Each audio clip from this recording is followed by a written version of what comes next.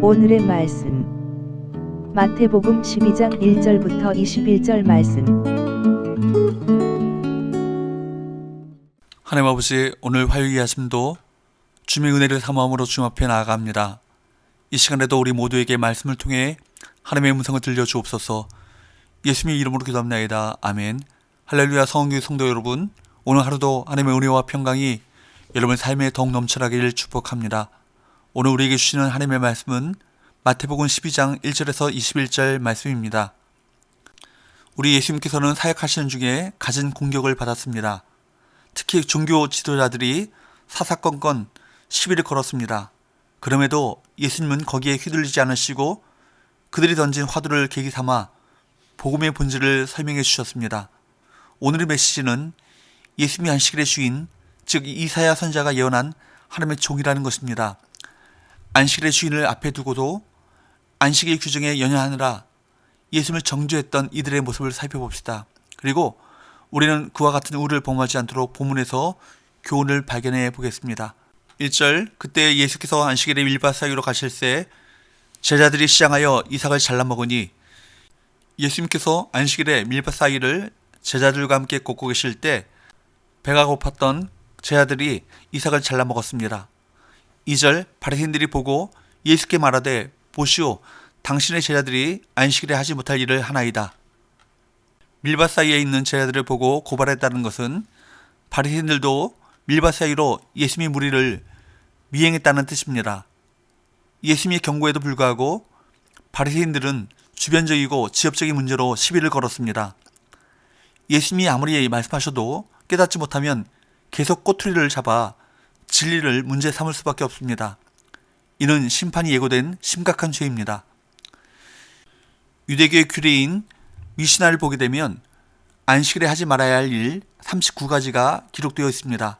그 중에는 곡식을 자르지 말 것, 타작하지 말 것, 까부르지 말 것이라는 규정이 있습니다.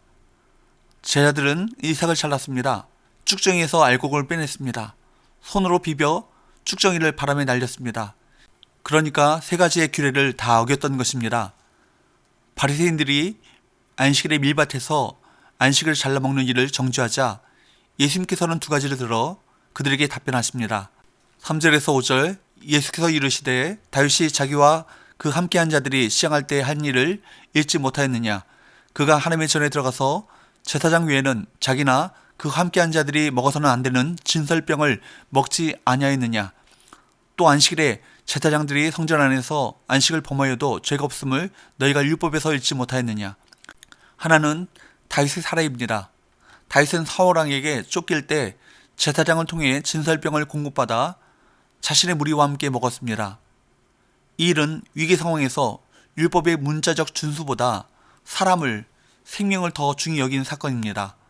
또 하나는 보다 본질적인 것입니다. 6절, 내가 너희에게 이르노니 성전보다 더 큰 이가 여기 있느니라. 그것은 예수님이 성전보다 더 크신 이시라는 것입니다. 율법을 정한 분이 앞에 계신데 그분 앞에서 율법을 논하는 것 자체가 우스운 일 아니겠습니까? 바리새인들은 자신들 앞에 계신 분이 누구신지를 몰랐습니다. 8절 말씀과 같이 안식일의 주인이신 하나님의 아들이 눈앞에 있음에도 그들은 주변적인 것만 가지고 그걸 보고 입씨름을 했습니다. 이처럼 예수님이 누구신지를 알지 못하면 하나님 앞에서 불경스러운 언행을 하는 큰 죄를 짓게 됩니다. 안식일에 대적하는 이들의 모습은 회당에서도 이어집니다. 9절 10절, 거기에서 떠나 그들의 회당에 들어가시니 한쪽 손 마른 사람이 있는지라. 사람들이 예수를 고발하려 하여 물어 이르되 안식일에 병은 고치는 것이 옳으니까?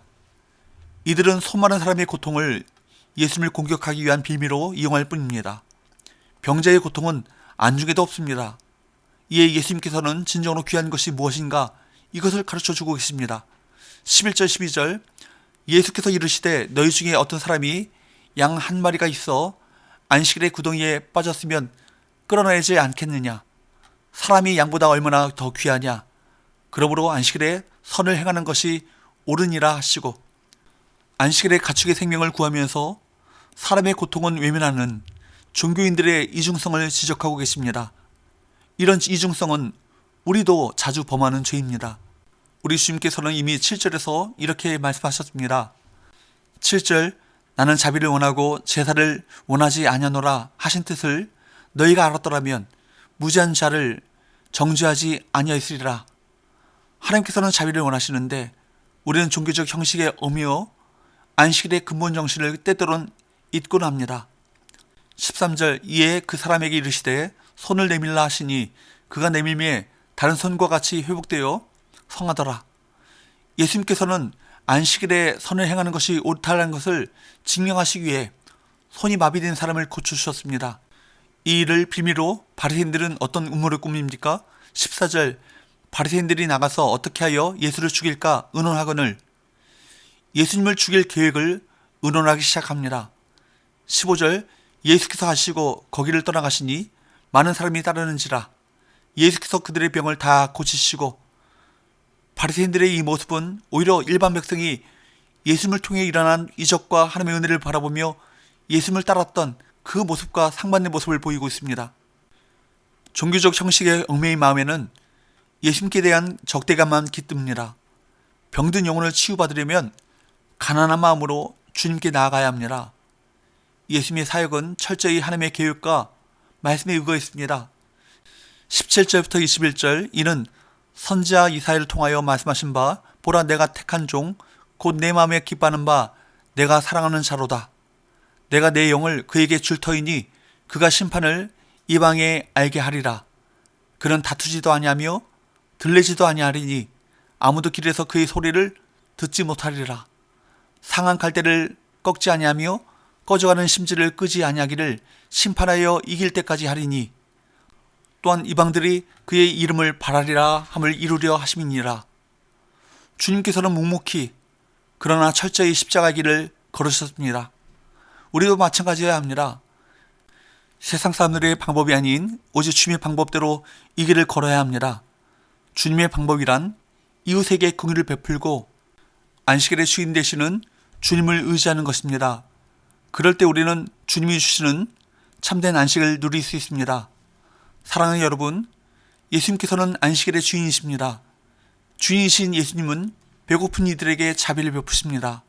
육체와 영혼을 모두 치료하셔서 안식하게 하십니다. 참된 안식을 주신 분은 오직 예수님밖에 없습니다.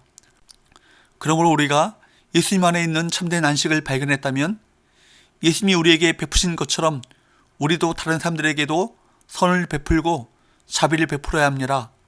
하나님께서는 제사가 아닌 인애를, 번제가 아닌 하나님에 대한 온전한 지식을 원하십니다. 우리가 이웃에게 사랑을 베풀고 선을 행하며 그들의 구원을 위해 수고하는 모든 행위가 안식일을 지키는 사람의 마땅한 태도입니다. 오늘날 교회가 어려운 이웃을 돌보지 않고 이기적이고 탐욕적인 모습으로 비춰지고 있습니다. 정말 맛을 잃은 소금의 모습으로 세상 사람들의 비난을 받고 있습니다. 이러한 세상의 반응 속에서 지금은 우리 자신을 겸허하게 돌아봐야 할 때입니다. 그리고 예수님이 안식일에 행하셨던 바로 그 자비와 긍휼을 우리 안에서 회복해야 할 것입니다. 우리는 하나님께서 제정하신 안식일을 율법 규범으로만 여겼던 바리새인들과 같은 모습이 우리 안에 없는지 우리 자신을 돌아봐야 합니다. 하나님이 진정으로 기뻐하시는 일을 하지 않는다면 우리도 바리새인과 다를 바가 없습니다. 주님의 자비와 주님의 긍휼의 마음으로 주님의 사랑을 실천하는 교회 우리 모든 성도가 되시기를 바랍니다. 기도합시다.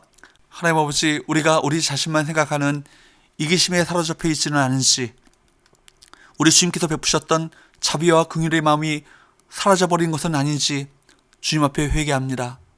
우리 각자가, 우리 교회가, 우리 한국교회가 주님의 성품을 본받아 사랑과 긍휼을 베푸는 삶을 회복하게 하여 주옵소서.